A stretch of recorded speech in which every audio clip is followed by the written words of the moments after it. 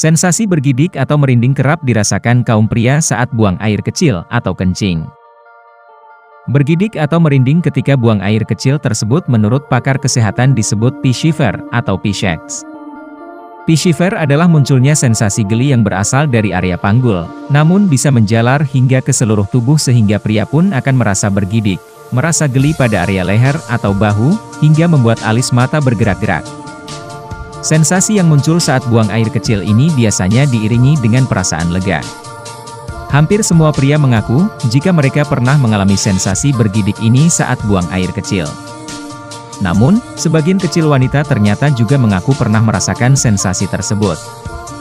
Sebagian pria yang menganggap sensasi bergidik ketika buang air kecil ini layaknya orgasme mini.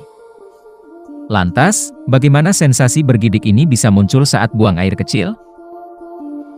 Eits, tapi sebelum ke videonya, kalian bisa tekan tombol subscribe dan aktifkan notifikasi loncengnya, biar kalian tidak ketinggalan informasi dan video menarik lainnya.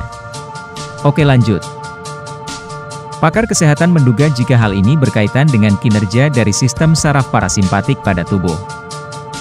Saat kandung kemih penuh dengan urin, maka aktivitas dari sistem saraf parasimpatik ini pun akan meningkat.